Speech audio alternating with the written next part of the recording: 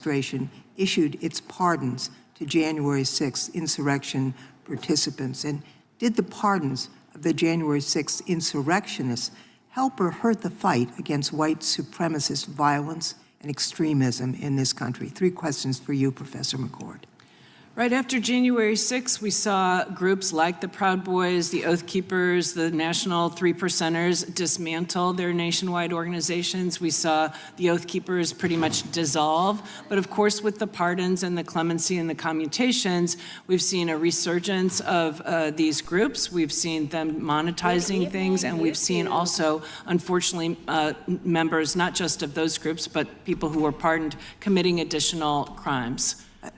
We have a list of the crimes they've committed, some really disgusting and serious measures. Mr. Fair, if Congress tries to diminish SPLC and dismiss its warnings about groups like the Proud Boys and Oath Keepers, what lessons would we miss about the threat posed by organized domestic extremism to our American democracy?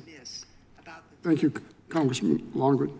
Sorry, guys, having a the lessons we would miss technical is difficulties, but that all of us are Friday. less safe Let's get this party with started. the threat of I'm just domestic here, terrorism. getting my That steps these in, groups watching that the both SPLC express hate, that hearing express part 2. white supremacy, that terrorize various groups are a danger to all of us. And we need to know about them. We need to know about what they say, and we need to know about the actions that they take. That's what we'll miss. I thank you for those answers. I think it's really quite telling that the Republican majority on this committee has now had a second hearing to scrutinize SPLC rather than discuss their findings and figure out how to prevent another such attack on our democracy. These lunatics that Donald Trump unleashed back onto America's streets are prepared to go to war for him again. They're violent, they're hate-filled, and they have a president who will not hold them accountable for violating the law. He's pardoned them. I really feel for you He says he guys. wants to give them taxpayer money to reward them. That's the threat we need to be discussing, not the folks at SPLC who are pointing out this threat.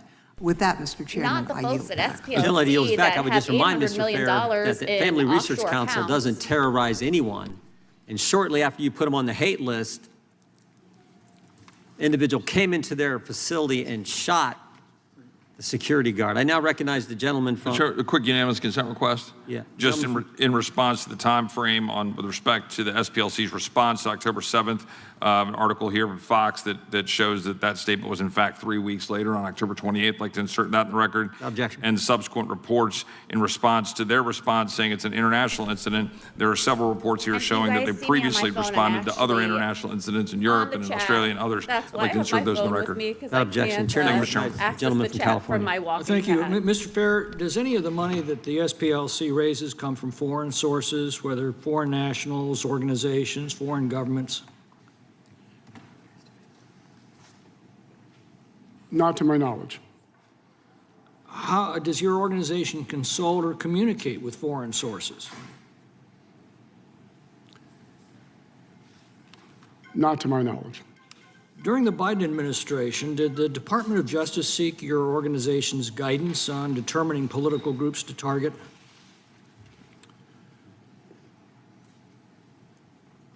The SPLC, over its 55-year history, has met with members of every administration since its founding. The answer is yes? No, we've met with every administration since our founding. Did the Department of Justice seek your guidance on organizations or individuals to target for investigation? The SPLC identifies groups based on the criteria that we've set out. One is... So the answer is yes? No, the answer is not yes. Maybe I don't understand your question. So the answer under oath is no. Did we? I'm sorry, I'm not sure that I'm following your question. Let me try again. During the Biden administration, did the Department of Justice seek your organization's guidance on determining political groups to target? Not to my knowledge.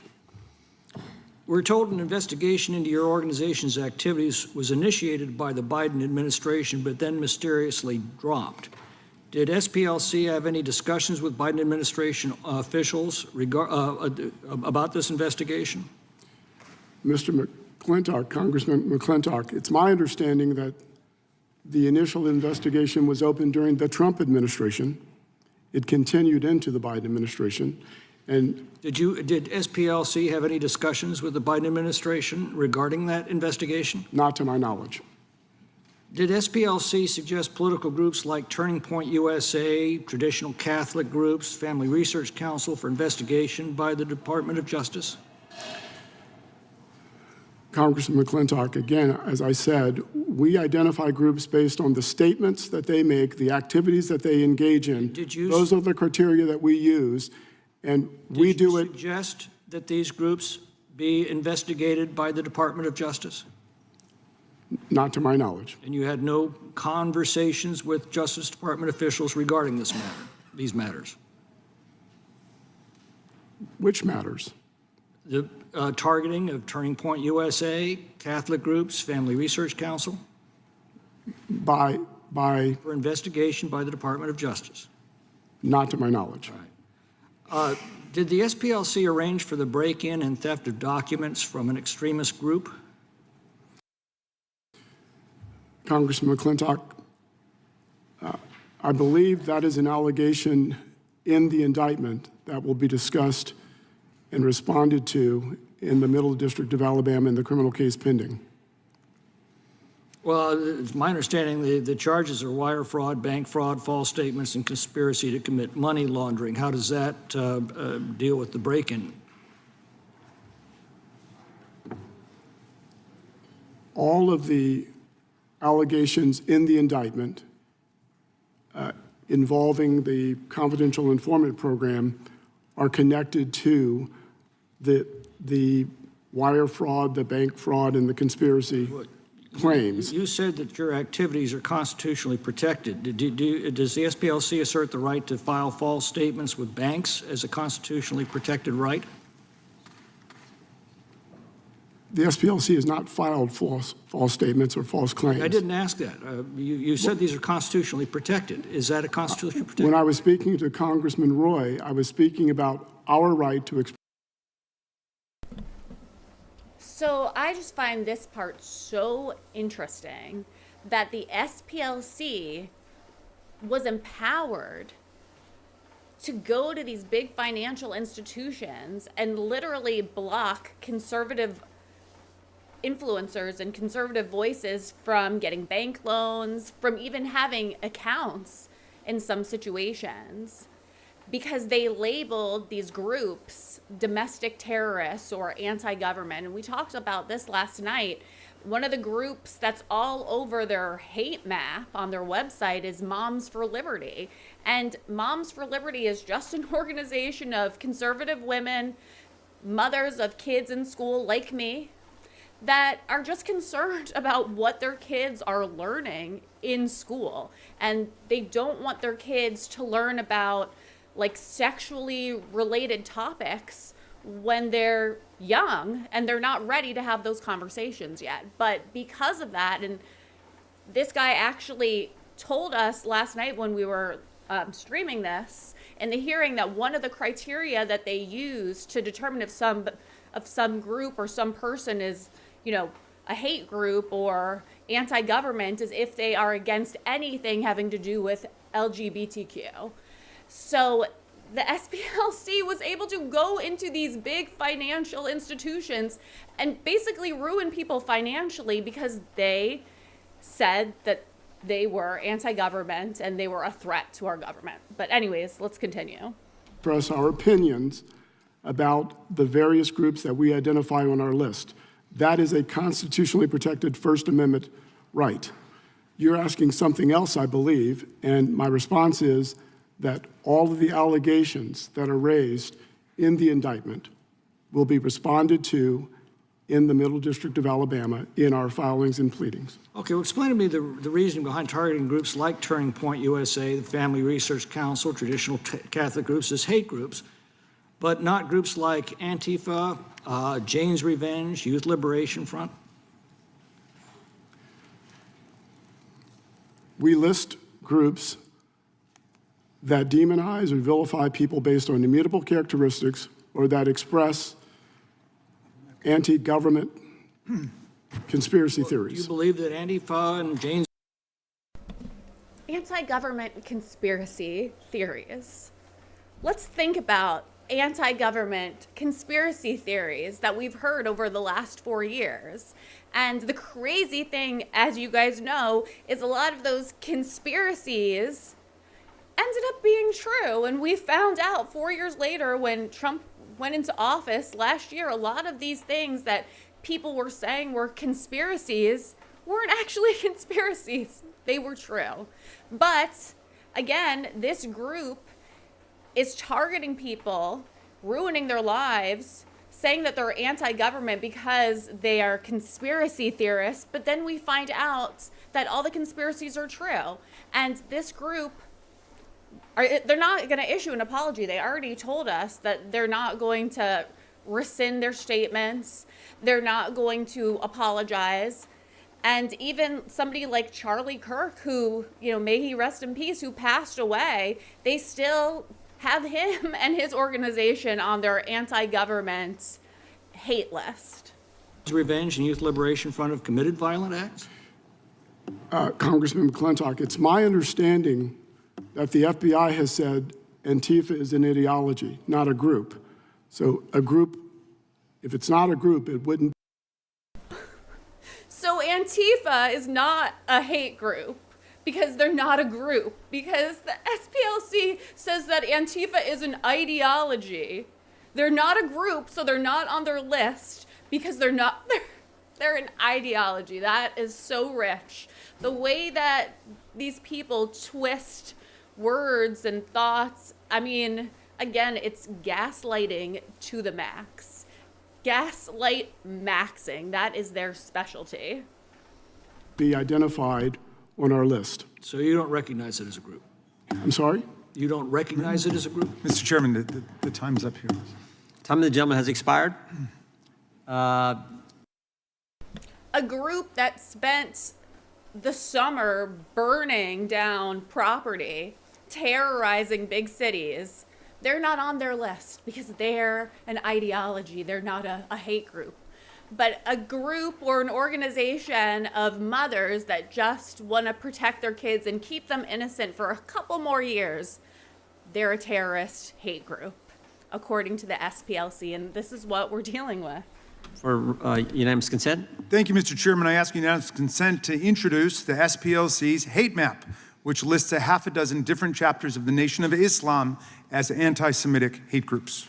Without objection, the chair now recognizes, and I should have mentioned this earlier, I apologize. If you need a break, just let us know. We'll be happy to give you a break. We understand, because it's going to, as you know, going to go on for a while here. And I think it's the gentleman from Tennessee, Mr. Cohen. Thank you, Mr. Chair. Mr. Fair, why was the Southern Poverty Law Center called the Southern Poverty Law Center? We were founded to defend the poor, to assist the poor, to resist racial terror against poor people across the South. So anti-poverty work has been in our DNA. We continue to do work on behalf of the unhoused, the hungry, the poor.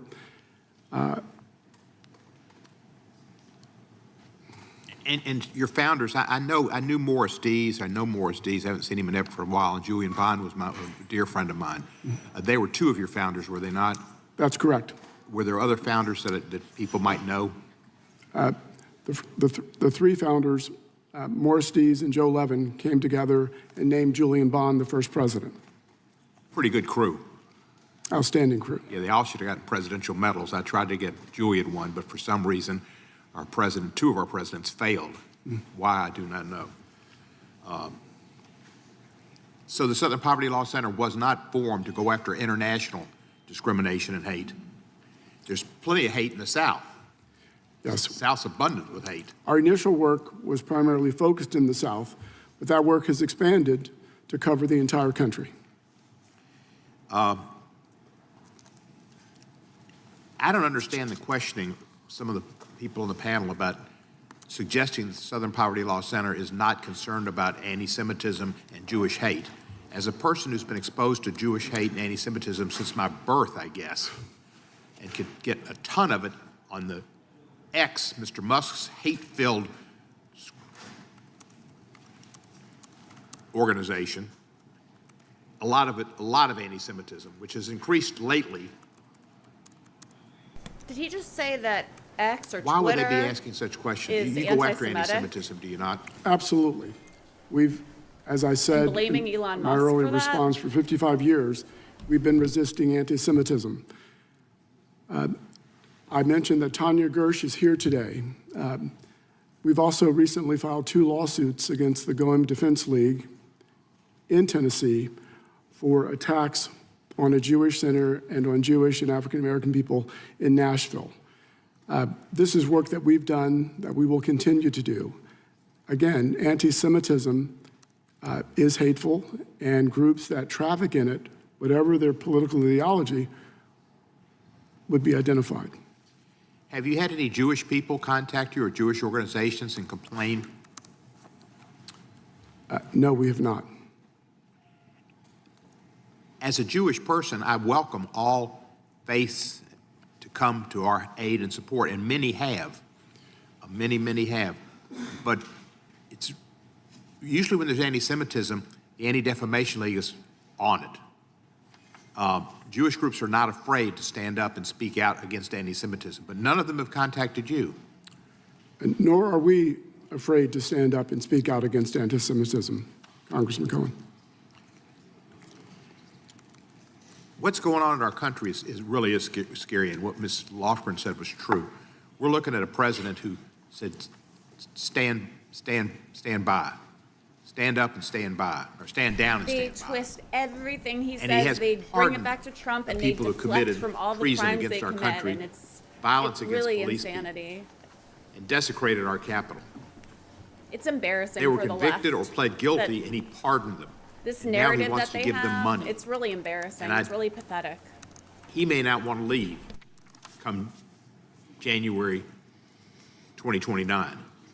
And he's got his army prepared. I wouldn't be surprised if a lot of people in ICE. He just accused Donald Trump of not wanting to vacate the White House in 2029, and that he's afraid that he has an army of people that are going to be guarding him so he can stay in the White House. This is what our Congress, our Senate, people that we pay our tax money to represent us, these are the crazy conspiracies that they come up with and are on the House floor discussing this like this is a real thing.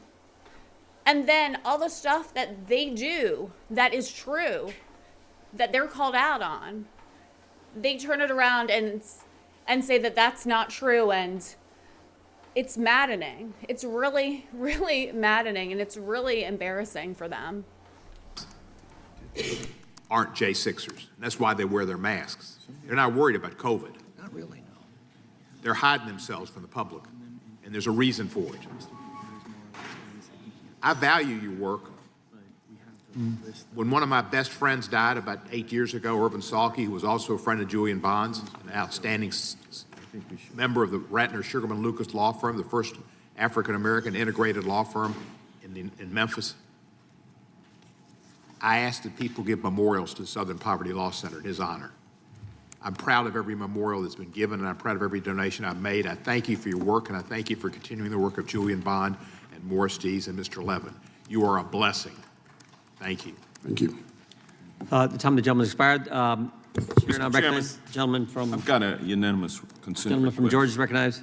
A statement from Kristen Clark, General Counsel for the National Association for the Advancement of Colored People,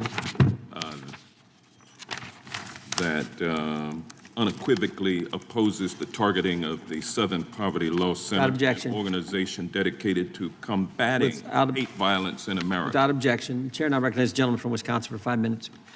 Thank you, Chairman. On page 14 of the Year in Hate report, the SPLC criticizes the Alliance Defending Freedom for its Viewpoint Diversity Score initiative.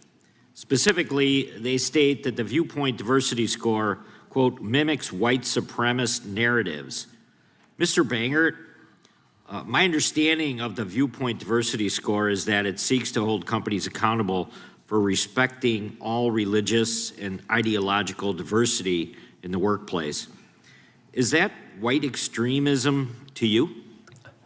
Thank you for your question, Congressman. Absolutely not, and that allegation is preposterous. ADF works through its Viewpoint Diversity Score initiative, as well as through all the work that we do to defeat censorship by preserving freedom of speech. And the objection we have to what the SPLC has done with its hate map, especially when it comes to groups, conservative, pro-family groups like Family Research Council, TPUSA, Moms for Liberty, ADF, is that they work to defeat free speech by they work to defeat free speech by eliminating those groups from the public square entirely. And that's the distinction between the hate map and the work that ADF does. Well, I think I know the answer to this, but I'm going to ask you to maybe elaborate. Is it fair to say you disagree with the SPLC's designation of ADF as a hate group? We strongly disagree with that completely slanderous definition. Very good, thank you. Dr. King, do you think conservative groups advocating for viewpoint diversity is racist?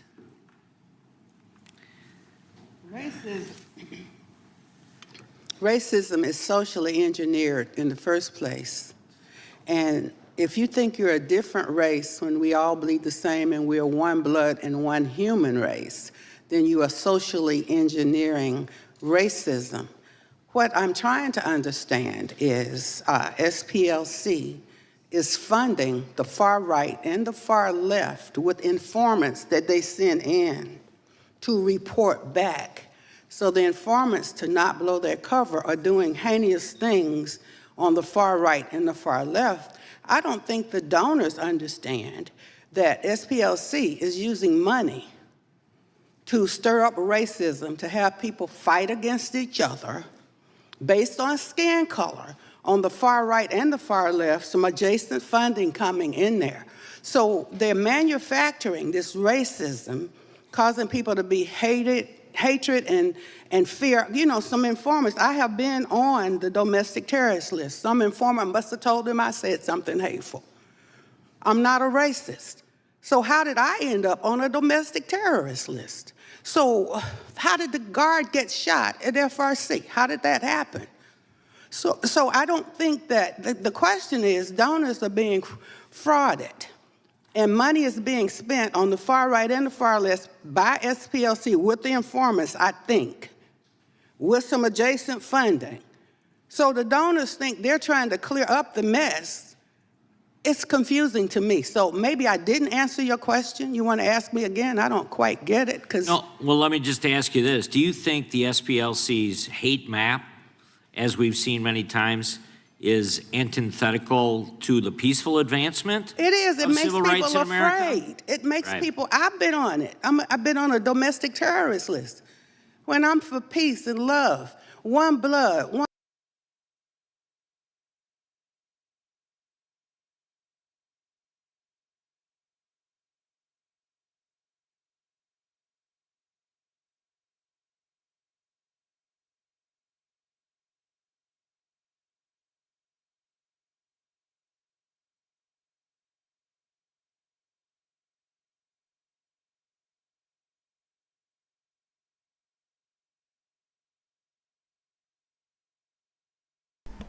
So this is Dr. Martin Luther King Jr.'s niece. And according to the SPLC, she's a domestic terrorist. Her message is that what her uncle tried to convey, that we are all one human race, that we should not divide ourselves by the color of our skin. We're all one human race. And because she believes this and is vocal about this, and she's a devout Christian, the SPLC has put her on their domestic terrorist list. And this is what we're dealing with, guys. So just keep that in mind while you watch. One human race. Stop fighting. Stop chopping off penises and killing babies. Hey, some of the money, go investigate it yourself, is being used to in the name of LGBTQ, cutting baby parts off. That is happening with the money of donors, and the donors are shocked. Right, right. Thank you very much. Mr. Fair, in SPLC's motion to dismiss the DOJ lawsuit, you briefly discussed the organization's hate map designations. On page 6 of the lawsuit, the SPLC states, these are not mainstream groups or they're espousing traditional conservative political views. Rather, as defined in the Year of the Hate report, these are groups that, through their rhetoric and activities, traffic in extreme and sometimes violent ideologies. And if you have the hate report in front of you, it's mentioned in the motion that there are many different, let me just ask you the question. So do you think that the hate map was designed to identify specific organizations or to just create this ideology that there's hate everywhere across the United States of America? The hate map was created to expose the statements and activities of groups across the country that vilify and demonize others on the basis of immutable characteristics. I yield back. Gentleman yields back. Chair recognizes the gentleman from Georgia, Mr. Johnson. Thank you, Mr. Chairman. This hearing takes me back to the 50s, the time of McCarthyism, the time of demonic and demonizing attacks against political enemies that was in vogue by the notorious and infamous Joe McCarthy, the House Un-American Activities Committee. This is what this reminds me of. And when I go back to the 50s, I also think about how mainstreamed during that time was white supremacy. It was mainstreamed. It was so mainstreamed that presidents had to call out the troops to maintain order or to bring order. I'm reminded of the racist governor of Arkansas denying entry for the Little Rock Nine into the all-white Central High School. I'm sure you remember too, Dr. King, back in '57, the little girls trying to get into the building and being spat upon and taunted and threatened. And I'm sure you remember, Dr. King, in 1962 in Mississippi, when James Meredith was to enroll at the University of Mississippi, and President Kennedy had to call out the troops to guarantee that they stopped the riots so that this man could enroll. And then again in '63, when the troops were called out by the president, as George Wallace stood in the door of the school and said, segregation today, segregation tomorrow, and segregation forever. I mean, that's mainstream white supremacy. Same thing when the troops had to be called out by President Johnson in 1965 to protect the civil rights marchers from Selma to Montgomery, marching for voting rights. And today, the clock has turned back. White supremacy, extremism is again mainstreamed. This president came into office and revoked a 60-year-old executive order banning racial discrimination in federal government hiring practices, saying that it was now unnecessary. We've had the stripping of employment protections from employees of the federal government. We've seen the Civil Rights Division of the Department of Justice gutted and diverted from its mainstream activities. And at the same time, we have experienced we've experienced attacks on the rule of law. The top wealthy, most powerful law firms, some of which bent the knee to this president because he threatened them. We've seen him go after the mainstream media because they would not renounce diversity, equity, and inclusion. We've seen him go after top universities trying to get at their research funding, threatening to cut it off, and actually cutting it off unless they rooted out diversity, equity, inclusion. It's mainstream. White supremacy is mainstreamed. Extremism. Nonprofit corporations have been attacked, like the SPLC. This is just so crazy. Their narrative is just so warped. And what he's saying is just factually untrue. It's sometimes when I listen to the left, I do feel like I'm on like an episode of The Twilight Zone, because I really think that they know what they're saying is not true, but they all have this collective narrative that they need to push out. And they're really, really good at political theater. And some of them are really good at looking you in the eye, telling you something that's completely untrue, but very passionately, so it is believable when you hear it coming out of their mouths. And I guess they just end up believing their lies. They just say these lies over and over, and it just becomes true to them because they have this collective narrative that they just keep spewing. But it's not true. It's not true. What he's saying is not true. Trump has not gone into these universities and taken away any funding because of what he's saying. It's just factually not true. And I really wish that our senators and our congressmen and people that are in our house, this is our house, this is the people's house, should not be able to sit there and just tell things that are not true to the American public.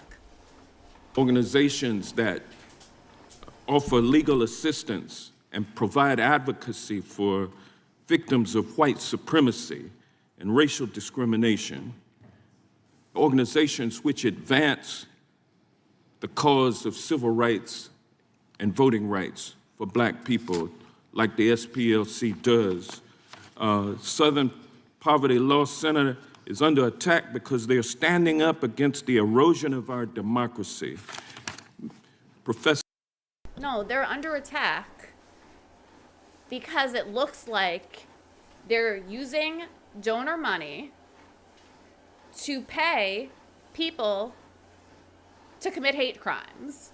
And they're doing it in a way that's highly suspicious, like setting up shell companies and having a huge chunk of money offshore. That is why they're being investigated. It has nothing to do with anybody trying to stop them from like helping the public. They're hurting the public. They're hurting American society. And that is really the reason that this case was brought about. And anybody saying otherwise, it's just political theater, in my opinion. Sir, Fair, America may not realize that election workers have recently faced bomb threats, harassment, and targeted intimidation simply for doing their job, and you've issued reports about that. How are these threats part of the larger racial-based suppression tactics, and is this a reason why your organization has come under attack by this administration and by this committee? Gentleman's time has expired, but you may answer. Thank you. Congressman Johnson, yes, we believe that there is a direct threat to free and fair elections, and we believe that we are a target of this administration because of the effective work we've done for 55 years. Thank you, sir. I stand with you on your work. Gentleman's time has expired. Recognize the gentleman for. I just really don't understand what free and fair elections have to do with them being accused of fraud and wire transfer fraud and having offshore accounts and shell companies. I don't understand what election integrity has anything to do with that. It doesn't. From Virginia, Mr. Klein. Thank you. Mr. Fair, as the only Virginian sitting on this committee, I'm very concerned about the allegations in the indictment, about your organization's role in the planning of the Unite the Right rally. According to the indictment, one of your paid sources, F-37, maintained an active online presence making racist posts under the supervision of the SPLC. And the SPLC paid this informant over $300,000 during this period. The informant was involved with the rally. Now, I would ask you questions about that, but I know from your past answers you're not going to answer anything related to this indictment. But I want to know how exactly this individual aided in the planning of the rally. I want to know whether this individual attended the rally, because an individual was tragically murdered at this rally. 2 law enforcement officers were also tragically killed in an accident while surveilling the scene. I want to know why the SPLC forced individuals, other sources, to stay in the extremist organization that they wanted to leave. But let me ask you this, because this is public record and you may be able to answer it. Following the Unite the Right rally, the SPLC reported an annual revenue increase of $80 million between 2015 and 2016. Is that correct? Congressman Klein, as I said earlier, a number of national civil rights groups saw their fundraising donations surge after the election of Donald Trump. That is correct. Following the Unite the Right rally as well, correct? The Unite the Right rally was in 2017. You referred to 2015 and 16. I'm sorry. Thank you. Following 2017, you saw an increase, correct? The largest increase, to my knowledge, occurred after the election of Donald Trump. I want to shift to your partnership with the Biden-Harris administration's DOJ and FBI. Were you aware at the time that the SPLC received special treatment, such as direct access to high-ranking officials in the Civil Rights Division, early access to FBI hate crime data, and invitations to exclusive events with DOJ leadership during the Biden-Harris administration? As I said to Chairman Jordan, the SPLC has met with every administration since its founding to advance racial justice and equality in this country. I'm not aware of any special treatment for the SPLC during any of those administrations. Has the SPLC provided training to federal law enforcement, to federal prosecutors? I'm not aware of any training of prosecutors. As part of SPLC's work, we did work with law enforcement and sponsor trainings for law enforcement, if that's what you mean. Thank you. Mr. Bangert, how does collusion between law enforcement and partisan groups like the SPLC undermine civil rights protections for Americans? Thank you, Congressman. The problem with the SPLC is that it's trying to shut down debate in the public square. And there are numerous examples of the SPLC colluding, not just with law enforcement, with also major corporate actors to do exactly that. Of course, we all witnessed what happened with the malicious prosecutions by the Biden administration's DOJ under the FACE Act. But it goes beyond that. We've seen major corporations consistently canceling, debanking, refusing service to organizations that simply have a political disagreement with the SPLC, oftentimes on issues that the vast majority of the American public disagree with the SPLC on. And yet they're pressuring both the government and large corporations to take adverse action against those corporations simply to grind to political acts. That's not right. We've discussed how the labeling of an organization as a domestic terrorist organization weaponizes this type of activity against Christian groups. What is the problem with nonprofit organizations receiving special treatment from and maintaining a special relationship with a law enforcement agency like the DOJ or the FBI? Well, Congressman, nonprofit groups are not politically accountable to anyone. They're not politically accountable under the First Amendment. And of course, they have the right to freely speak. Of course they do. But when they use that right to persuade government actors, powerful corporations, to refuse the public square to their political opponents, that's a problem. Thank you. Yield back. Gentleman yields back. Mr. Chairman, Gentleman from Georgia is recognized. I've got a unanimous Gentleman consent state his request request. to introduce for the record an article from the Columbus Dispatch titled, quote, 50 white extremist groups thrive in Ohio's heart, period. SPLC indictment helps them, end quote. Without objection. Gentlelady, I'm sorry, Mr. Garcia's unanimous consent. Thank you, Chairman. I ask you unanimous consent to enter into the record this letter from the Christian faith leaders expressing their deep and abiding support for the people and the vital work of the Southern Poverty Law Center. Without objection.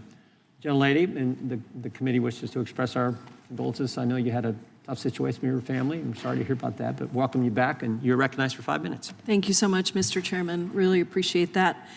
Well, here we are again for a third hearing in 6 months about the Southern Poverty Law Center, and I wanted to point out that voter confidence in the economy has plummeted to a 4-year low. 76% of Americans think that the economy is getting worse.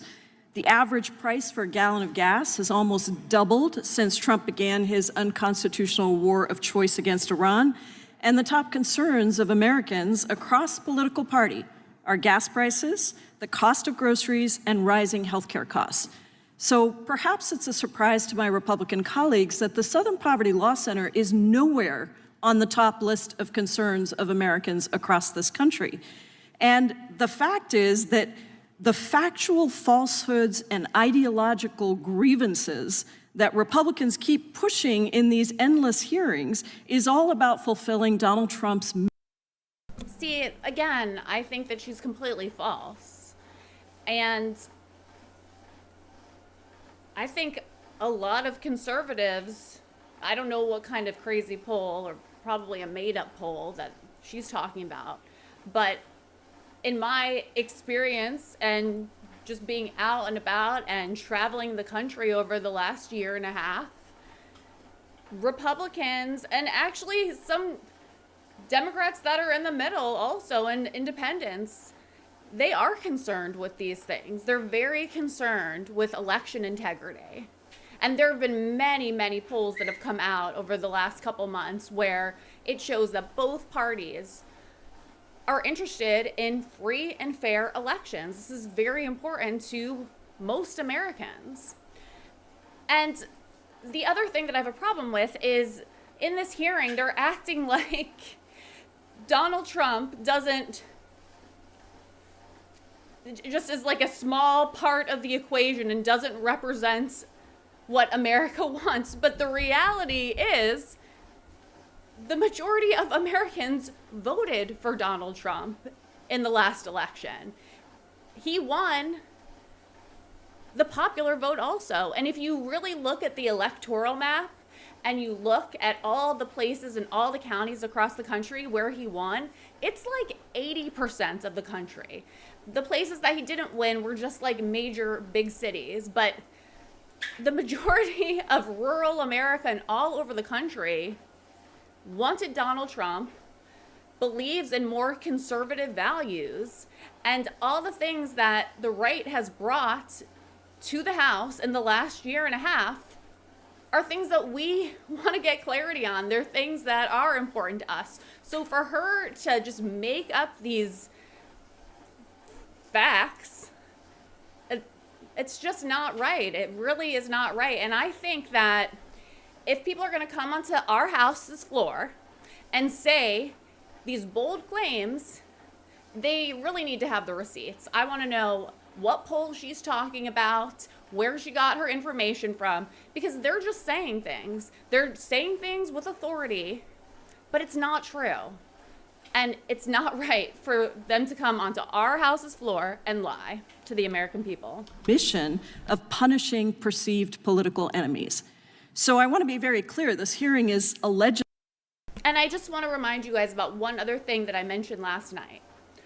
What the left does is they tell you exactly what they're doing and all the crimes that they're committing by accusing the right of doing those things. So listen to what she's saying. Listen to what the left is saying and what they're accusing Donald Trump of and what they're accusing the right of, because they incriminate themselves. They tell you what they're doing by accusing Donald Trump and the right of doing it. So just listen, put a comment in the chat what you're picking up, but they tell you exactly what they do, but they just do it by accusing the opposing party of that. Even though they're not doing it, they're doing it. All right. About SPLC, quote, spreading hate, which is even more ironic given that it's Donald Trump himself who has used extreme rhetoric and gone out of his way to stoke racism, fear, and xenophobia. He has denounced Mexican immigrants as rapists. He's railed against immigration from, quote, shithole countries, his words, not mine. He has enacted travel bans against dozens of countries, which a federal court just ruled unlawfully targeted people from 39 African, Asian, Latin American, and Middle Eastern countries. And he and Republicans have tried to end birthright citizenship and have given hundreds of billions of dollars to rogue ICE and CBP agents to kidnap and disappear immigrants of all immigration. There's no kidnapping. Again, I cannot believe that these people can come on our House's floor and just be so egregious and just say words that are so damning and they're just not true. And these are really horrible claims that they're making. They're saying that ICE agents are kidnapping people. I don't think so. I don't think that that's happening. I really don't think that's happening. And I think it is so wrong that she's on here on our House's floor saying this. And there's no repercussions. Statuses, including, by the way, United States citizens. But it isn't just the denigrating of Black and brown communities that's so dangerous. It is the praising, the pardoning, the condoning of extreme white nationalists directly from the White House. In Trump's America, white supremacists at the Charlottesville rally are, quote, very fine people, even after images and videos showed participants making Nazi. This has been debunked so many times. It's so old.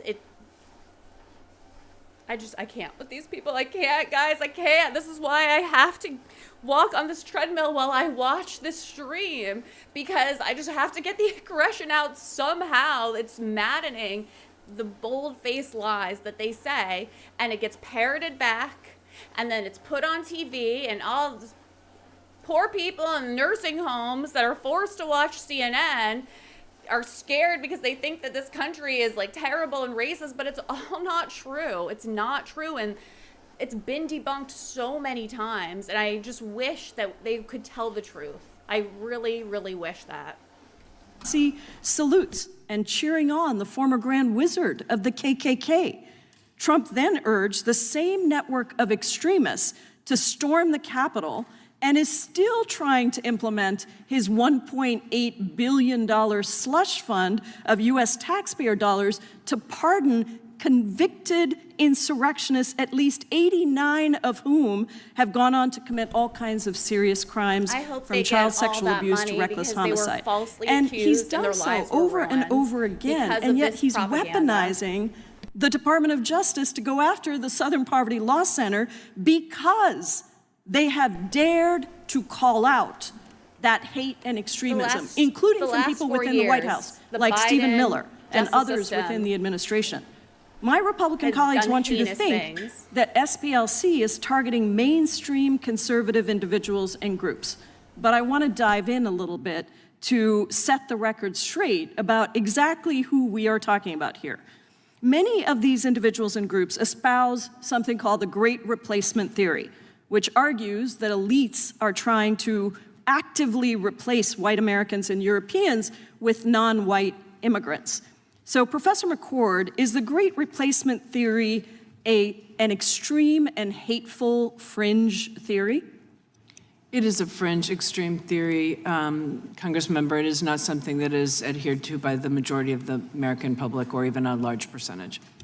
And it's true, is it not, that the Great Replacement Theory has stimulated violent reactionary responses in multiple cases, including mass murders, mass shootings? There have been numerous mass shootings, including in Buffalo, New York, Pittsburgh, Pennsylvania, El Paso, Texas, and many others, where the writings and work of the people who have committed those heinous crimes reflected that they adhered to the Great Replacement theory as an ideology. Now, one of the groups that espouses these views is the Center for Immigration Studies, or CIS. And it's an anti-immigrant think tank that SPLC has designated as a hate group. These are some of the statements behind me that CIS's leaders and writers have said, including advocating for the need to maintain a European-American majority, claiming that blacks and Hispanics have lower IQ than white people. And I guess I want to ask you, Mr. Fair, why was it important for Southern Poverty Law Center to designate CIS as a hate group? It was important, Congressman Jayapal, because it is one of these go-to think tank organizations that many people rely on. And our goal is to expose the statements of these groups and to let the people decide. We don't stop speech. We don't stop anyone's speech. There's plenty of speech in the public square from these groups. The big financial firms from their funding them and statements destroy their lives financially, but they don't in stop the words their of what they say and their activities, and let the people decide what they think about it. So that they don't lead to violent actions that follow that. I thank you, Mr. Chairman. The gentlelady has expired. The gentleman from Arizona is recognized for unanimous consent. Yes, Mr. Chairman, thank you. This is from SPLC's Learning for Justice curriculum and how it influences international terrorism debate, with a specific reference that the terrorism in Israel is worse than that of the Palestinians. Without objection, turn now recognize the gentleman from New Jersey.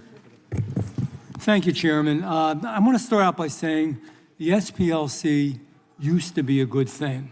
It started out doing the right thing. So many of the good examples that have been brought up of what it's about and ending racism and fighting for us to all be on an equal front are in the past. But I want to speak about the present, where we are now. I want to speak about how money was used to fund and create racism, and it was for money. I want to talk about how real Americans don't know the real deal and which actually is going on. It's a great name, you know. People look at a name, Southern Poverty Law Center. What could be better? It stands for doing the right thing. But instead of healing, it opened wounds. Instead of dampening racism, it created more racism, more hate. And that's why we're here today. What happened?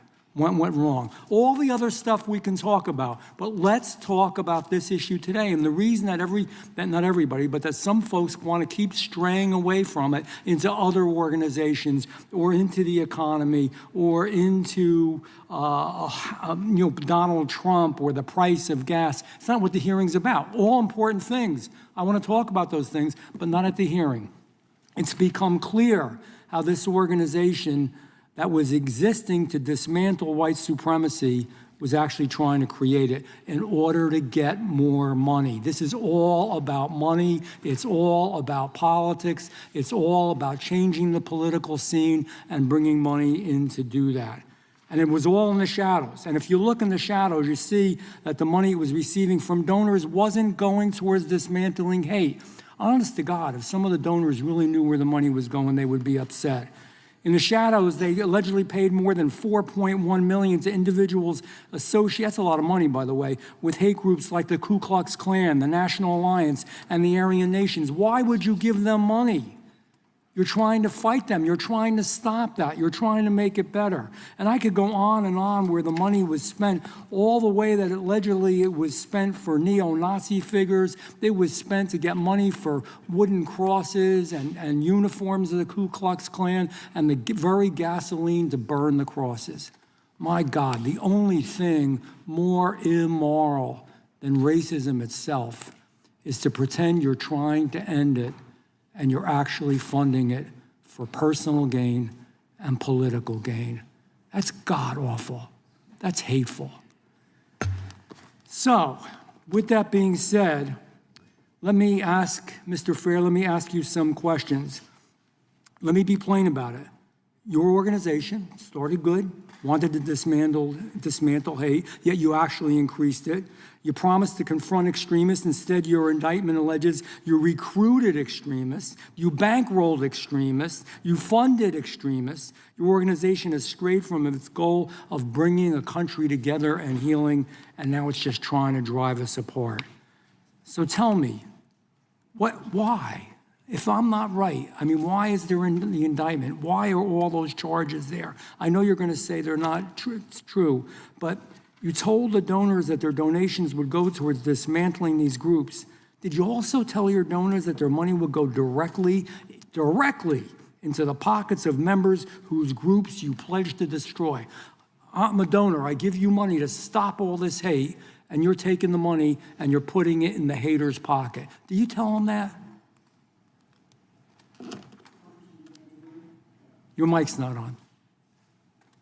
Sorry, Congressman Van Drew, as I said earlier, all the allegations in the indictment will be addressed in the Middle District of Alabama. I knew he was going to say that. I'm sorry.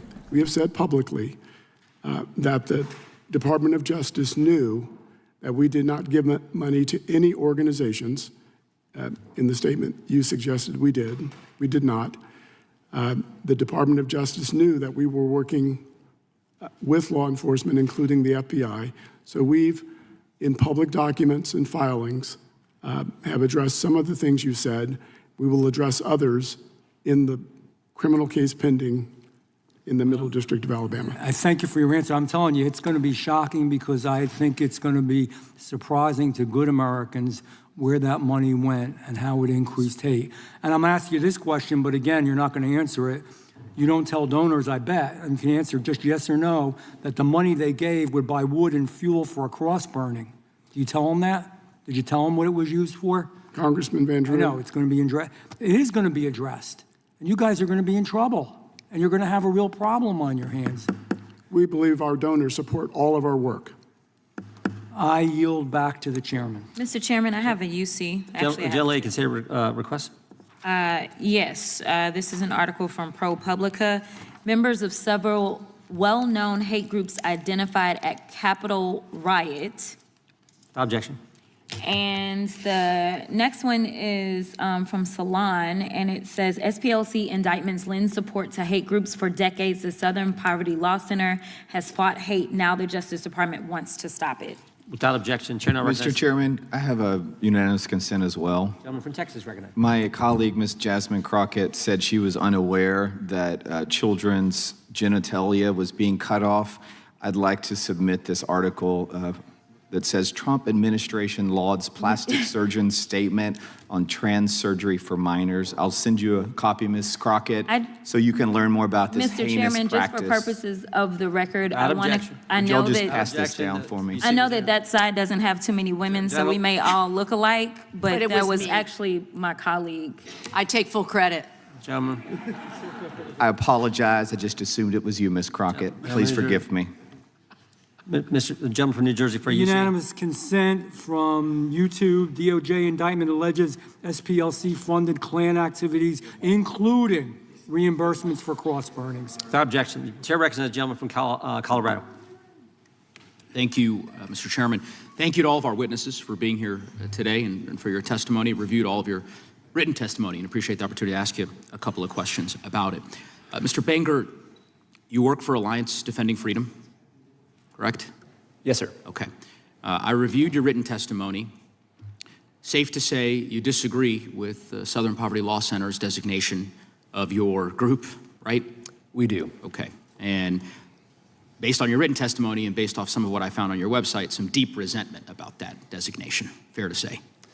Sir, we don't resent them. We disagree with them. Disagree with them. Okay. Well, as I look at your testimony and as I review your website, it is pretty clear that you view Southern Poverty Law Center as an adversary, or is that a fair characterization?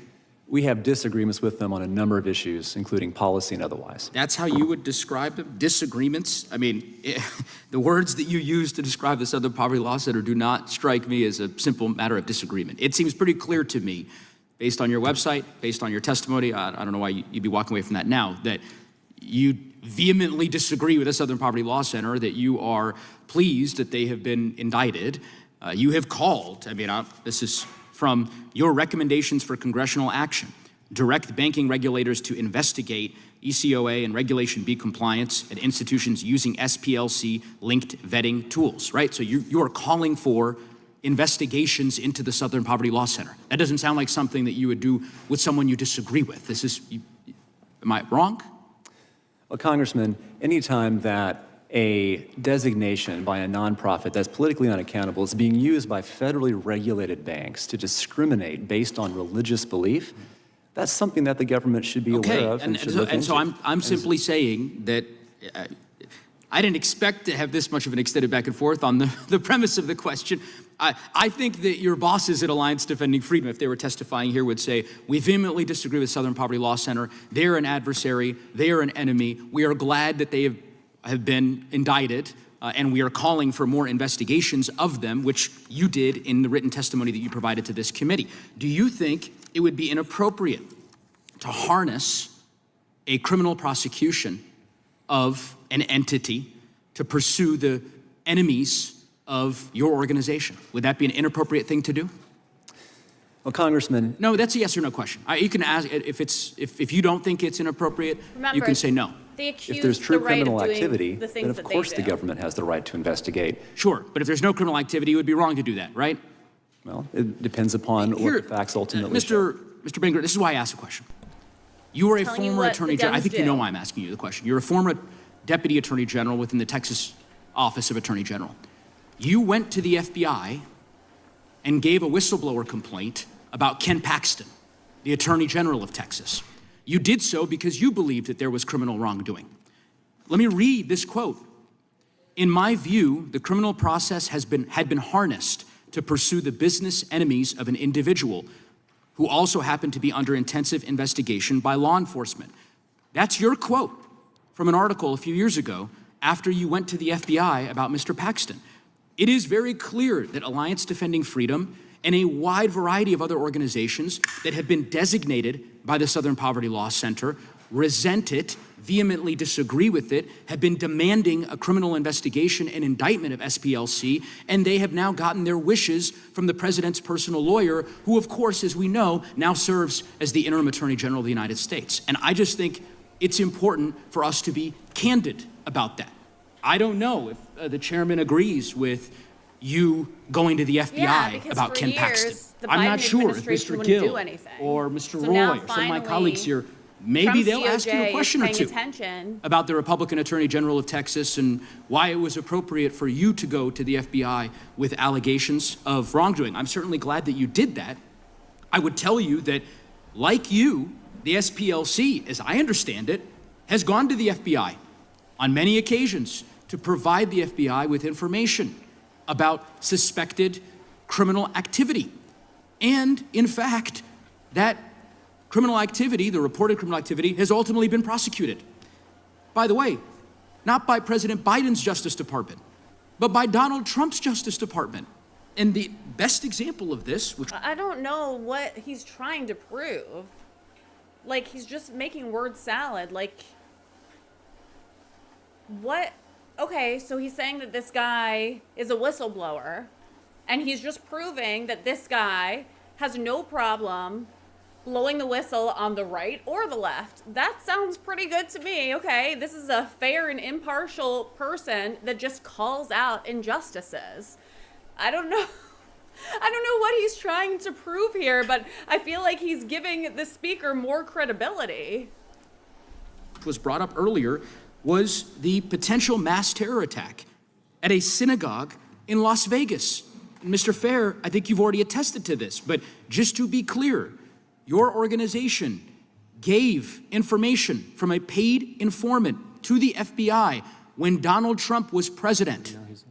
And Donald Trump's FBI used that information to prosecute someone to prevent them from engaging in this mass terror attack. Is that true? That is correct. That is correct. Thank you, Mr. Fair. Thank you, Mr. Bangert. Time yield back. Gentleman yields back. Time the gentleman expired. The chair recognizes the gentleman from Texas, Mr. Gooden. Mr. Fair, during the Biden-Harris administration, the SPLC included many mainstream conservative groups in their hate map, including Alliance Defending Freedom, Charlie Kirk's Turning Point USA, and Family Research Council. To your knowledge, did the SPLC include Antifa, which is an actual domestic terrorist organization in its hate group? No, because they're not a group. They're an ideology. Just for the record, the SPLC does not have a domestic terrorist list. I'm not sure what Dr. King was referring to, what list she's referring to. as I understand, she's You on can none go of our on their list. website. They literally have a We hate have map. Just click on any a state. list that That's what they're identifies talking about. groups based on the statements that they and their leaders make. Is Antifa on your hate map? Again, as I said earlier, Congressman Gooden, it's my understanding that the FBI has said. So they're not. Let me ask you Antifa- this. Has SPLC labeled the radical left group Jane's Revenge as a hate group? This group has publicly taken responsibility for vandalizing and destroying pregnancy resource centers and Catholic churches since May 2022. Have you all designated that on your hate map? Congressman Gooden, if you've looked at our hate map, you know the criteria we set for designating groups. One designation is when a group expresses, vilifies, demonizes individuals based on immutable characteristics. The second is a group that expresses anti-government conspiracy theories. So destroying They are pregnancy conspiracy resource theories centers if and they're true. Catholic churches would not qualify as hate under your definition. You guys are okay with that. But God forbid, Turning Point holds a rally. That's considered hate, but destroying a Catholic church or a pregnancy resource is not. Just to be clear, help me understand. Now, Congressman Gooden, the SPLC establishes its own criteria, and any other group can create its own list. Under our criteria, we've designated those groups based on what they've said. Under your criteria, Turning Point USA, Family Research Council, and other conservative Christian groups are considered hate groups. But Antifa and Jane's Revenge that burns down Catholic churches and pregnancy resource centers, those are not hate groups. It sounds like you're really proud of that process. I'll move on because I frankly think it's disgusting. And you know what? I'd actually ask for you to add me to your hate map. I'd be honored to be on it. It sounds like I'd be in great company. During the Biden-Harris administration, the FBI's Richmond field office relied on information from the SPLC when creating its memorandum that categorized certain Catholics as racially motivated violent extremists. Do you believe that Americans practicing their Christian faith and exercising their First Amendment rights are violent extremists? Congressman Gooden, the SPLC doesn't identify any group based on religion. We too believe in religious liberty. We identify groups based on the statements they make, that their leaders make, based on their activities that target various groups. Well, many of these statements are based on religious beliefs. So I'd take issue with that. Let me ask you, were your donors informed of your partnership with federal agencies under Biden-Harris administration? Did you let them know that you all were working with them? Congressman Gooden, the SPLC has worked with every administration since our founding to advance racial justice and equality in this country. We believe our donors and supporters support all of the work that we do. So funding radical racist groups is something that your donors are on board with. I have a hard time believing that. Mr. Jordan, I'll yield the balance to you. I thank the gentleman for yielding. Mr. Fair, if you're trying to stop hate, why would you encourage people to attend a hate rally?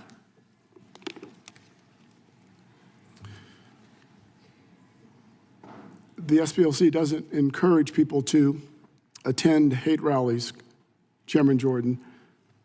And if you're referring to any allegations in the indictment. Well, I'm just asking in general. I'm not saying it's one thing. You've said you've had informants, you had field sources. If you have informants and field sources there, that's one thing.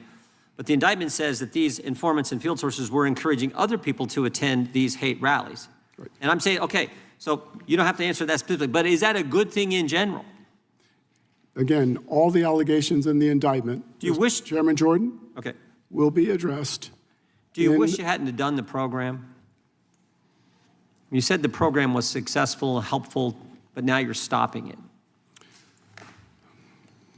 We stopped the program because we believe hate and extremism has migrated significantly online and into government agencies. They probably pay bot farms to spread racist stuff because it gets them more donations. The chair now recognizes. Mr. Chairman, I've got a UC request, if that's all right. Gentleman can say his UC request. Okay. First, I ask unanimous consent to introduce this article about whether, in fact, people have been driven from the public square. 2025 was a banner year for Alliance Defending Freedom in their newsletter. And I ask unanimous consent to introduce for the record a report by the DOJ's Office of the Inspector General, which found no evidence of anti-Catholic bias or malicious intent on the part of the FBI personnel who prepared the Richmond domain perspective. Even though they apologized for it. Well, I've got the report right here from the Inspector General. Well, we have the apology from Director Wray, so you typically don't apologize for something if you didn't do anything Let's wrong. submit it to the record and let everybody read both of them. Yeah, okay. We'll have to submit Director Wray's statement as well. Chair now recognizes the gentlelady from North Carolina. Thank you so much, Mr. Chairman.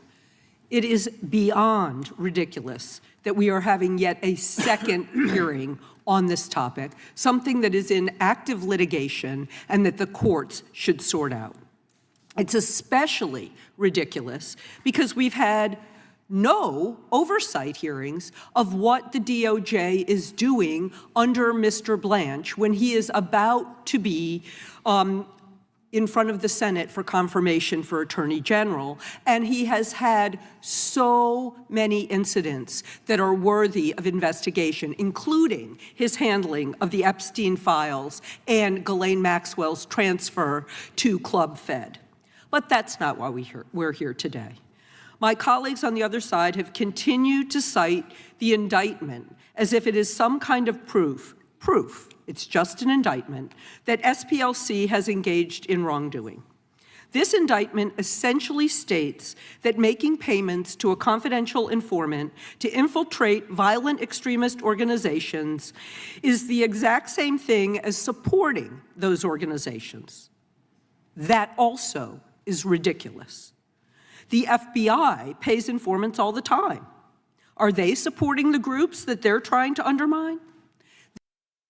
But it's troubling to me that they keep bringing up the FBI, but that's the FBI.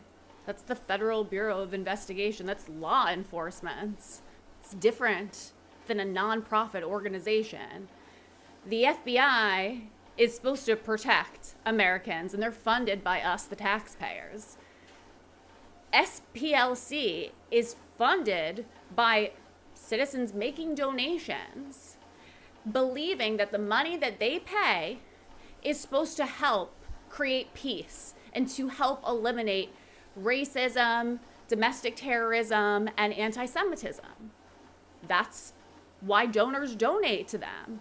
And the allegation is they are paying individuals that are a part of the KKK and other organizations like that, and that money that they're paying them has been linked to incitement of violence and egregious acts of terror, and in one situation, somebody was killed. And that is why there is a lawsuit against them. And, you know, she wants to talk about it's ridiculous. Her statements are ridiculous. One thing has nothing to do with the other. And again, she's on our House floor. This is our House. This is the American people's House floor. Saying these things with so much passion and political theater, but that's all it is. It's just political theater. And it's so wrong. So wrong. But again, let's listen to what she's saying, because remember, the left tells you all the wrongdoing that they're doing. They accuse the right of all the things that they're already doing. So let's listen. This is a bizarre Alice in Wonderland theory. And if allowed to stand, it would call into question decades of intelligence and law enforcement practices used to prevent violence and dismantle criminal networks. Mr. Fair, how does the intelligence and extremist monitoring program within SPLC support your work to combat violent hate groups in America? Thank you, Congresswoman Ross. Our confidential informant program helped save lives. We shared information with law enforcement. It helped protect the public. It helped protect our staff. They keep saying that, but they're not showing us any We were able proof. to gather intelligence and dismantle some of these groups. Thank you. It is astounding that our own Department of Justice, which benefited from this intelligence gathering, seems not to understand how this process works. but that's the current Department of Justice. Ms. McCord, you were a federal prosecutor for 2 decades and led the National Security Division of the DOJ, which prosecutes crimes like domestic terrorism. Did your work ever involve or rely on paid confidential informants? Yes, it is a practice, an investigative tactic, strategy that is used by law enforcement, paid informants, cooperators, not only to investigate potential crimes of terrorism, but also drug trafficking rings, human trafficking rings, child pedophilia. And can you give us an example of when information from an informant was used to build a federal case against a criminal network? There are many examples, Congressmember Ross, and certainly oftentimes this results in allegations in indictments, including the information provided by paid informants, and oftentimes testimony at trial that also comes directly from informants. Great. Thank you, Ms. McCord. This is essential work. And of course, we know that SPLC donors have absolutely no problem with this practice. As one of them stated in the wake of this indictment, we knew they were paying informants. The indictment is a laughing stock. It is on specious legal grounds. The laughing stock is that the have called this SPLC indictment has been indicted frail and for deficient, money laundering and particularly and weak. wire transfer fraud. One federal civil rights ridiculous and prosecutor, embarrassing. an FBI And it's agent, ridiculous even stated, and it's ridiculous and embarrassing that the Biden administration gave the SPLC so much power, so much freedom, and they literally had the power and partnered with big tech and big financial institutions to financially harm conservative groups and ruin people's lives. And that's embarrassing for Americans because that goes against what America is supposed to stand for, 100%. So again, let's listen because she's just incriminating herself. So let's find out what the left's really doing because whatever they accuse the right of is what they're actually doing. and I quote, I don't think any prosecutor with white-collar experience would look at this indictment and believe it makes out the elements of a crime. It is not a valid indictment. We know why this indictment was brought. It's just one of the many weaponized moves that Todd Blanche and the DOJ has taken at the president's behest to silence dissent for his month-long audition for Attorney General. And he's going to get his time in front of the cameras. This is proving loyalty to Donald Trump, but it's clearly not loyalty to the law. I yield back. But what motivation does Donald Trump have to go against the SPLC? Oh, I guess because they weaponized the entire financial system and big tech against him and all the conservatives for 4+ years. But the thing is he's not retaliating. He's just pointing out what has been going on all along, that they're using donor money to fund the actual terror groups that they say they're trying to disarm and protect people against. They're literally buying the bombs, buying the crosses, buying the gasoline, and paying a person to light it on fire, all so they can say, oh my gosh, we have so much racism and anti-Semitism in this country. Please give us more money. We need more money to eradicate racism and anti-Semitism. They create the problem and then they just ask for more money so they can solve the problem. But the more money you give, the less likely it's going to be solved. It just gets worse. And we see that firsthand in California right now. We've given them so much money to help get people off the street and eliminate homelessness, and it's just gotten worse. The more money they get, the worse it gets, and this is exactly what has occurred with the SPLC. Yields back. Gentleman from Arizona is recognized. Thank you, Mr. Chairman. Thank you, everyone, for being here today. Mr. Fair, are you familiar with J&J Electronics? Are you familiar with Kelly's Marine? Congressman Biggs, I'm not sure that I'm familiar with them. If they are... Are you familiar with Turner Personnel?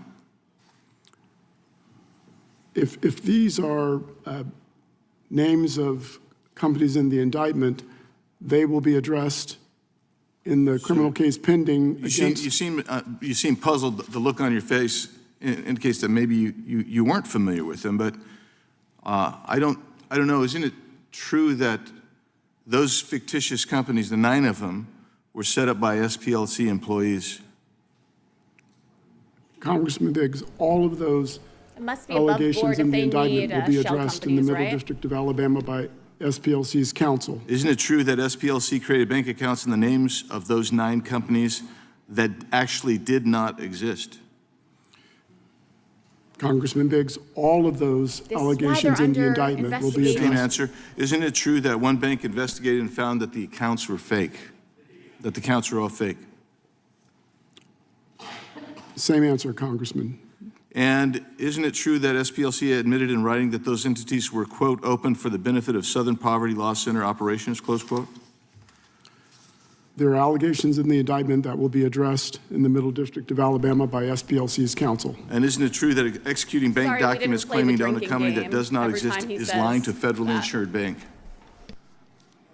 And I'll assume that you're going to give me the same answer, right? Probably. The superseding indictment describes a field source referred to as F9. If you go to page 6 of the indictment, F9 fundraised for the neo-Nazi National Alliance while receiving SPLC funds. He received at least $1.2 million.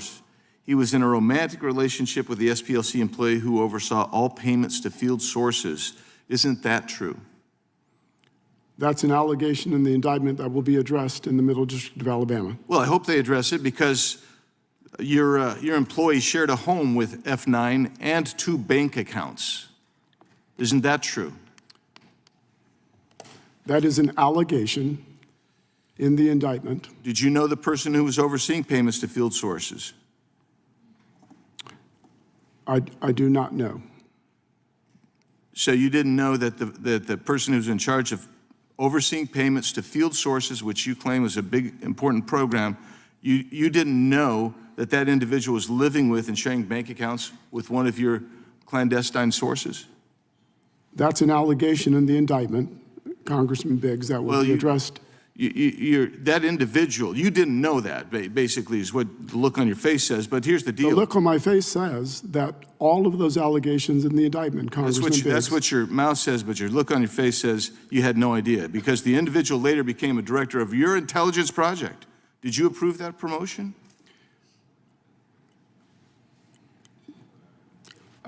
Congressman Biggs, I've been serving as the interim president of the SPLC Right, but since July. I don't know what time frame you're referring to, first of all. And second, all the allegations in the indictment will be addressed in a criminal proceeding where they belong. Yeah, you keep saying that, and that's interesting. But there is a due process clause. You were the one that approved the promotion of that individual to become director of intelligence project, did you not? Congressman Biggs, all of the allegations in the indictment. That's not an indictment question. So when did you learn about the nature of their relationship? I'm not sure what time period you're referring to. Well, in 2014, F9 broke into the headquarters of an organization, stole 25 boxes of documents, transported those across state lines, and he was paid money by that individual and continued to receive money for 20 years, in total receiving allegedly $1.2 million. And he's the one, F9 is the one that was involved in the romantic relationship with your employee. And I want to know, are you telling us that you never knew about that relationship even as you sit here today? I'm telling you first that all the allegations in the indictment will be addressed in the Middle District of Alabama in the criminal case pending before that court. And I'm telling you second, I don't know what period you're referring to. Did you take any personnel action after you learned it? Mr. Chairman, the time's way up here. Oh, it's 8 seconds. Oh, boy, that's way up. Well, I'm Mr. glad you Raskin. conceded that. Yeah, You're that's great at way badgering the up. witnesses, but It's just way up. obey the rules. We've been listening to your guys go Time 30, belongs to the 45 gentleman seconds from over. Arizona, and his time has expired. The chair will note that the ranking member got, I think, 13 minutes in an opening statement, so we're pretty lenient on the time around here. The gentlelady from Vermont is recognized for 5 minutes. Thank you, Mr. Chair, and I thank the witnesses for being here. We are now enduring yet another hearing of this committee regarding Republicans' absurd allegations against the Southern Poverty Law Center. And we already know about the battle between hateful extremist groups and the civil rights litigators at SPLC. And we know that President Trump, Acting Attorney General Blanche, and many other members of this administration have sided with extremists over and over again. This third hearing is clearly part of a broader effort wizard or built whatever on a for the pathetic, KKK. blind loyalty Anyone to remember one that? man, Donald Trump. President Trump prizes loyalty over principles, loyalty over values, Her TDS loyalty is over showing. competence. And that is why TDS he wants to matching. elevate his personal lawyer to serve as our Attorney General. Acting Attorney General Blanche has quickly earned President Trump's trust by using the Justice Department to attack people and groups like SPLC that have stood up to this administration and its lawlessness. Mr. Blanche has overseen the creation of perhaps the most corrupt scheme in our nation's history, the DOJ weaponization slush fund. Blanche signed off on an unconstitutional agreement to give taxpayers money to criminals and insurrectionists, people who beat cops in this building. But that's not all. Wait, who beat a cop? I don't remember that allegation. I just remember Ashley Babbitt getting killed. I don't remember anyone beating cops or whatever. Acting Attorney General has also initiated a criminal fraud investigation of E. Jean Carroll, the woman who successfully sued Donald Trump for sexual assault. He has indicted former FBI Director James Comey for an Instagram post with seashells, ladies and gentlemen, seashells. Remember when they impeached Donald Trump for Russian collusion for 3 years? And it turned out that that was completely made up. Does anybody remember that? This is so silly. So silly because again, they're just incriminating themselves by accusing the right of all the stuff that they actually do. I gotta get my mic. He has installed a Trump loyalist to replace a career prosecutor who would not indict former CIA Director John Brennan on ridiculous charges. That's what we're doing here. Mr. Blanche is clear about his role. He knows he is auditioning to be the president's lawyer, his personal lawyer, the job that he's had before. He has said in his own words that the president has a, quote, right and duty to use. So do they just want President Trump to have attorneys that hate him? That would make them happy? He should just hire somebody that's awful and that hates him and goes against him? It makes no sense because if they were in his shoes, they would do the exact same. Well, actually, they would probably be so much more egregious about it. Nothing that Trump does is ever right in their eyes. And Trump should not even be brought up in this hearing. This has nothing to do with Trump. This has everything to do with the SPLC having $800 million in offshore accounts and being accused of setting up shell companies and paying known members of the KKK and paying them to actually incite violence. And they keep bringing up January 6th and the insurrection and whatever, but they literally do these things. They actually do these things. They actually pay people to incite violence. This is out of their playbook. Use the Justice Department to investigate his political enemies.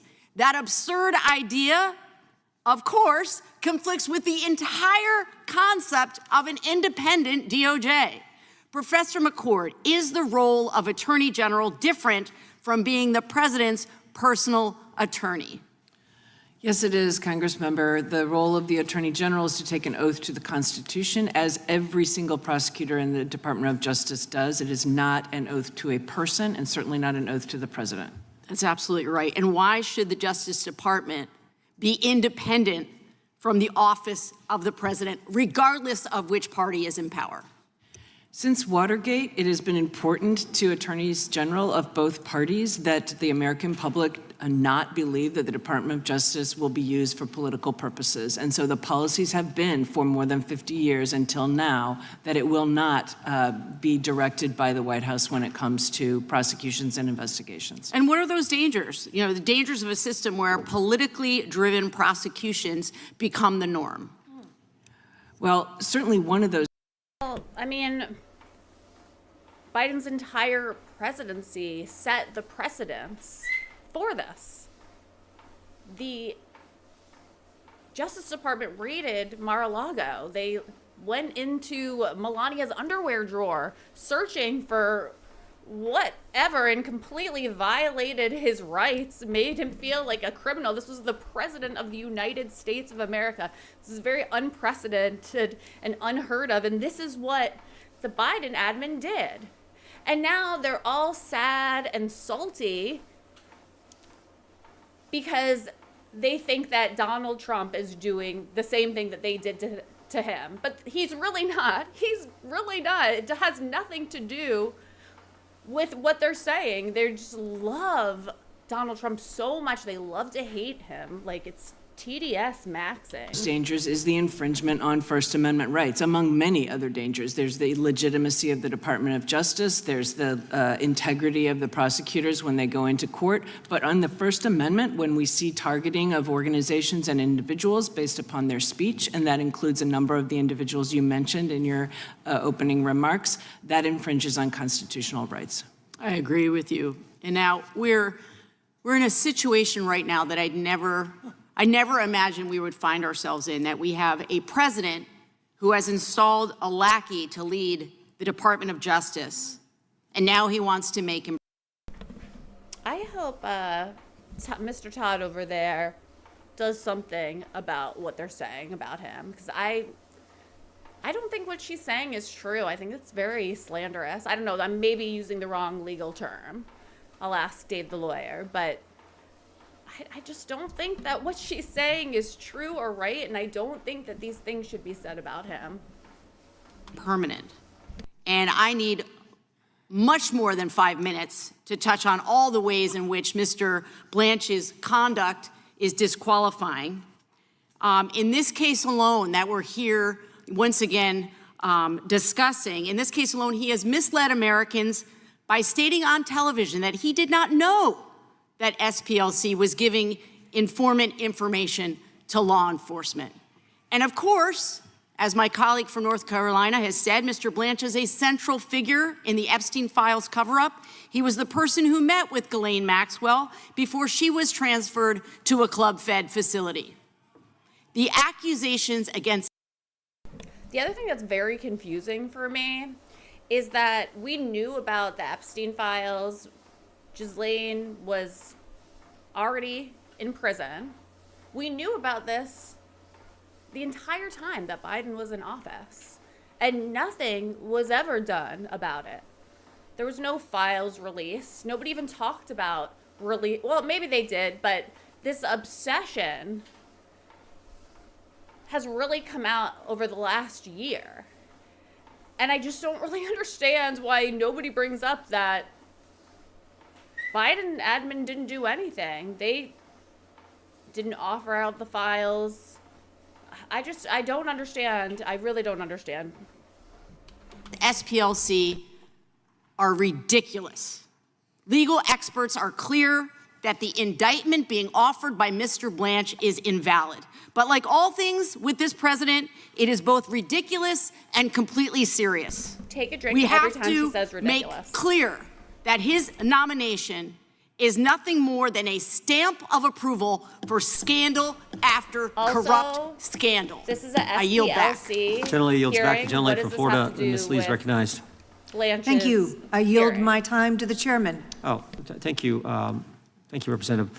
Mr. Bangert, a government-paid informant and a law enforcement-paid informant is different than a private sector paid informant. Wouldn't you agree?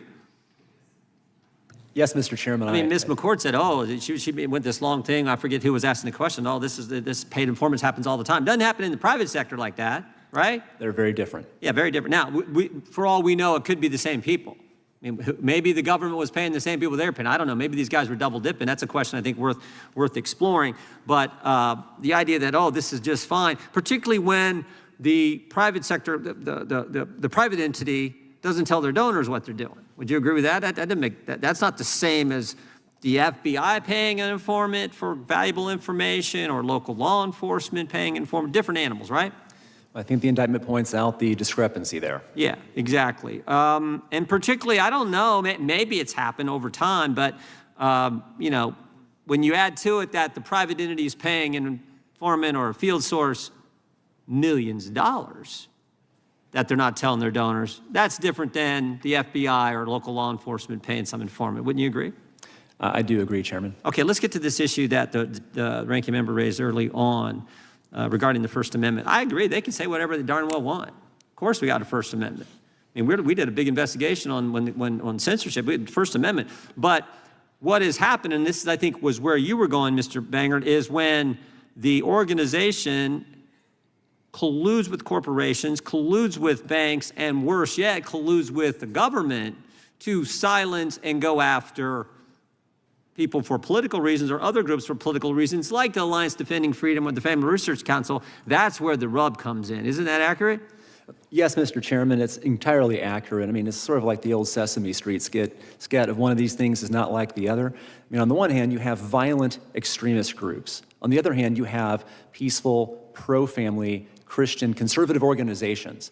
And what the SPLC has done over time is it has expanded this hate map to include the latter. Yeah. And then what it's done after that is it's launched this organization called Change the Terms, gone to corporate America, and embedded itself in the decision-making architecture of corporate America, including key institutions like financial firms, technology firms, online social media platforms, and demanded that they deplatform, debank, and deny services to every single organization on that hate map, including the ones that aren't like the other. And again, that's all bad. We disagree with it. Lumping y'all together and going to these entities and doing that. But what's really wrong is when they go to government and get the government's stamp of approval, which is what I think happened. This is why there was this cozy relationship between the Biden-Garland Justice Department and the Southern Poverty Law Center. Do you agree with that? That compounds the problem exponentially. Yeah, because when the government, when the Justice Department is making them out to be the end-all, be-all standard objective source out there, bringing them into quarterly meetings, using their material, helping and having them train their prosecutors, that's when we get into the problem. And so much so that the FBI director sat in the same seat you're sitting and said that memorandum written by the Richmond field office was wrong. I was aghast. I can't remember all the terms he used. That's where it leads to an actual document from the government saying if you're a pro-life Catholic, you're an extremist. The government, especially when it's engaging in prosecution, relies on evidence. The hate map, as courts have found, is not evidence of anything. In fact, it's a sham and a fraud. Yeah, so all that went on, and now we learn that they had field sources, that's what they called them, that they were paying $4 million over a period of years, and these field sources were engaged in all kinds of ridiculous, hateful, racist things, all while telling their donors, we're doing the great stuff. That's the story. And that's why the Justice Department's investigating it and has indicted them. Anything I get wrong in that there, Mr. Bangert? It is a tale of hypocrisy. Yeah. I thank the gentlelady for yielding. I will give you back 30 seconds. God bless you for yielding me 4 minutes and 30. Thank you, Mr. Chairman, and I think you just said it. You know, what we're seeing here is an organization that held itself out to be doing good work in the country, and what we're hearing today is that, in fact, it was colluding to fund and support and conspire with some of the very organizations it claims to want to defeat.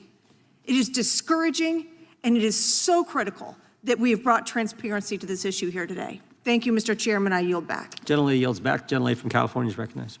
Thank you, Mr. Chair. So on May 18th of this year, 2 teenage gunmen opened fire on a mosque in San Diego, California, and they murdered 3 people. Then they turned their weapons on themselves before law enforcement could apprehend them. And these assailants, they were teenagers. They were children. And children are not born with hate. They are taught hate. President Fair, is that a fair assessment?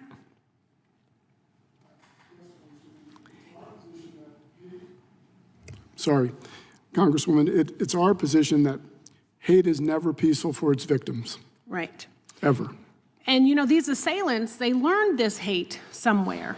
And they shared it actually in their very long, Probably learned it from the detailed, SPLC. hate-filled manifesto, referencing a number of extremist organizations by name, like the Terragram Collective, the Base, and the Adam Waffen Division. So President Fair, are you familiar with some of these groups?